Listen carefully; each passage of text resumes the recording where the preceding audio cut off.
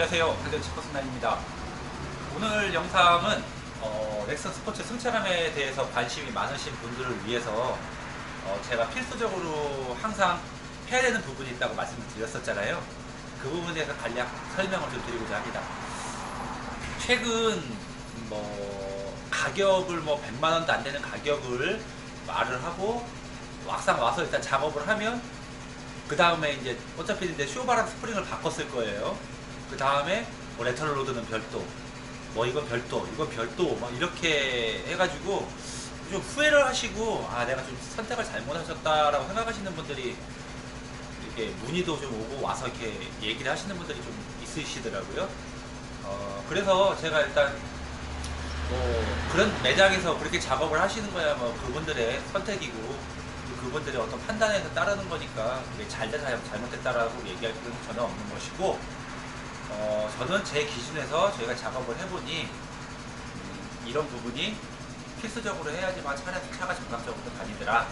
네, 이런 걸 좀 안내를 좀 드리고자 합니다. 일단은 오늘 작업한 차량인데 손님께서 넥슨 스포츠 차량을 맡겨놓고 저희 차를 잠깐 타고 업무를 보러 나가셨기 때문에 제가 이 차가 좀 시간적 여유가 있어서 이 차, 오늘 작업한 차를 설명을 드리고자 합니다. 일단은 사본적으로 보시면 앞에 쇼바를 이렇게 스프링하고 바꿨죠. 단합의 스프링하고 프로펜더 쇼바예요. 이 부분은 꼭 프로펜더 쇼바로 꼭 하셔야 될 필요는 없지만 일단은 쇼바를 바꿨을 경우에는 핸들로 오는 진동이 확실하게 적긴 합니다. 잔진동 같은 게 많이 없어요. 많이 없어서 일단은 이번 차량은 쇼바를 이렇게 바꾸는 걸로 작업을 해드렸고요.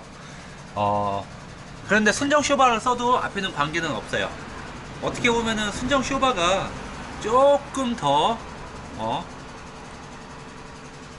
순정 쇼바가 조금 더 부드러운 감은 좀 있어요. 있는데 실질적으로 이게 주행을 할 때는 이 프로펜더 쇼바로 바꾸거나 아니면 다른 회사 쇼바를 바꾸시더라도 상관없는 거겠지만 일단 저희는 프로펜더 쇼바로 얘기를 하면은 확실히 좀 더 안정감이 있고 단단한 느낌이 좋기는 합니다.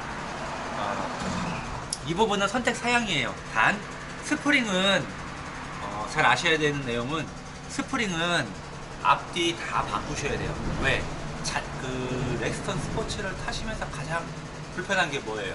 잔진동, 멀미, 피곤함, 이거를 가장 많이 컨트롤 해주는 게 스프링이기 때문에 스프링을 좋은 거, 그 다음에 스프링은 4개 다 바꿔야 된다는 그런 기준이 있습니다.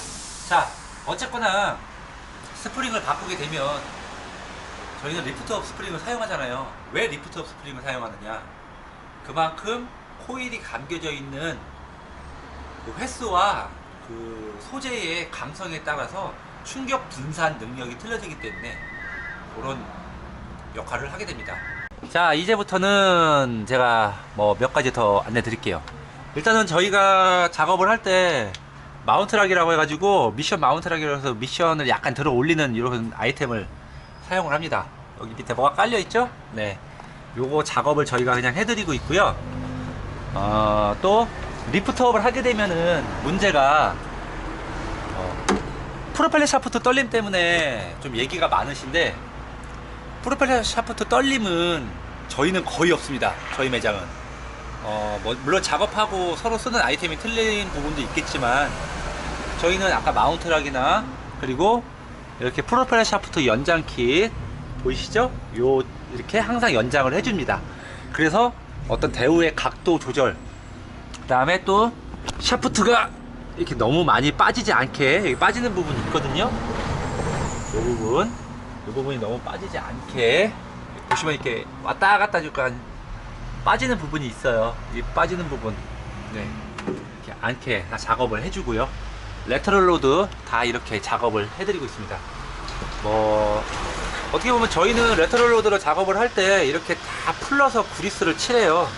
네, 그래서 레터럴 로드 안에서 녹이 나가지고 고착되는 그런 부분들에 대해서 저희가 미리 사전에 방청 작업을 다 이렇게 하고 있습니다.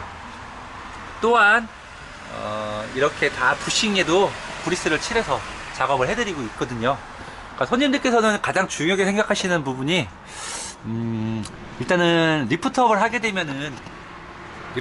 되면은 샤프트가 떨린다는 말을, 차가 떨린다는 말을 많이 들으셨는데, 저희는 그런 것들을 여러 가지 아이템을 다 적용을 좀 한 번씩 해보고 그에 맞는 거를 좀 저희가 선별을 좀 했어요.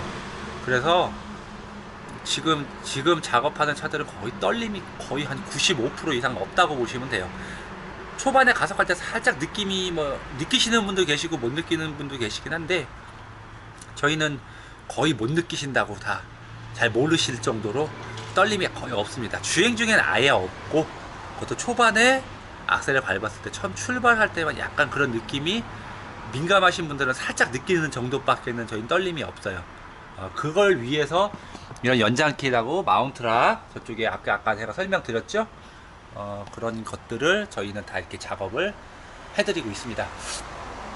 자, 그래서 승차감의 개선을 위해서 뒤쪽을 잠깐 설명드리면, 이렇게 쇼바, 스프링, 레터럴 로드 뭐 이렇게 다 작업을 해드리는데, 오늘 작업한 차는 2인치 전후 2인치 작업을 해드렸어요. 스프링은 다 이렇게 단합의 스프링을 다 적용을 해드렸고, 중요한 거는 이렇게 순정보다 링크 수가 하나, 둘, 셋, 넷, 다섯, 여섯,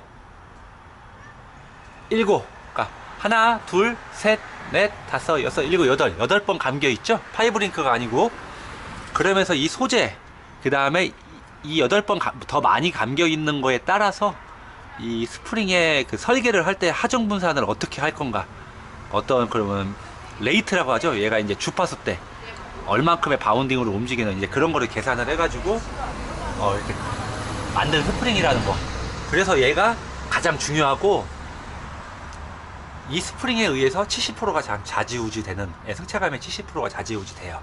예. 물론 이제 저희는 작업을 이제 원체 많이 하다 보니까 이렇게 차량을 굉장히 좀 안정화시키는 쪽으로 작업을 이렇게 해드리고 있습니다.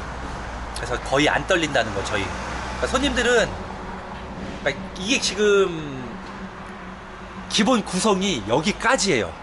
그러니까 앞뒤 쇼바는 안 하시더라도 앞뒤 스프링, 앞뒤 스프링, 그 다음에 뒤에 쇼바, 레터럴 로드가 기본적으로 돼야 되고, 프로펠러 샤프트 연장까지는 기본적으로 돼야지 차가 정상적으로 주행이 되고 문제가 없고 하자가 거의 발생하지 않는다는 겁니다. 그래서 저희는 저희한테 문의하시는 분들한테는 항상 이렇게 이 정도가 기본적인 구성이 돼야 됩니다라고 말씀을 드리고, 가격 안내를 드리고, 제가 유튜브 상에서 말씀드리는 부분도 이런 부분, 레터럴 로드, 뒤쇼바, 앞뒤 스프링, 프로펠러 샤프트 연장까지는 작업이 이루어져야 된다는 거, 제가 항상 말씀드리는 기본 구성은 여기가 돼야지 된다는 거, 요게 요런 아이템들이 다 포함된 것입니다. 요걸 안 하셨다가, 그리고 이렇게만 하면 돼요, 100만원도 안 되는 금액으로 작업하셨다가 뭐 차 떨림 뭐 이런 것들이 많이 발생한다는 얘기가 들리는 게, 이런 아이템들 어디 가니까 뭐 레터럴 로드도 안 해도 된다고 뭐 그렇게 하시는 데도 있다고 하던데, 그렇게 해가지고는 차량이 정상적으로 주행이 안 된다는 걸 알고 계셔야 됩니다. 뭐 이런 마운트락 부분이야 개별적으로 판매를 하는 아이템인 게 사실이고요. 물론 저희는 작업할 때 이거를 따로 만들어 가지고 저희가 그냥 기본적으로 완성도를 좀 높이기 위해 그렇게 저희는 무상으로 넣어드리긴 하는데, 다른 데서는 좀 이렇게 기본적으로 하는 아이템이 대부분 아닌 걸로 알고 있습니다. 그 다음에 이제 나중에 추가를 하는 게 이런 이제 부싱, 하부 탑 부싱, 그 다음에 요즘 나오는 여기 상부 탑 부싱,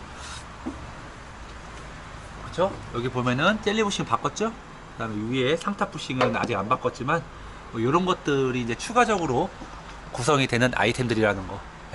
그렇기 때문에 뭐 이런 것들은 별개로 들어간다고 치지만, 아까 제가 말씀드린 대로 앞 스프링, 뒤 스프링, 프로펠러 샤프트 연장키, 레터럴 로드, 뒤 쇼바까지는 기본적으로 포함이 돼야 됩니다.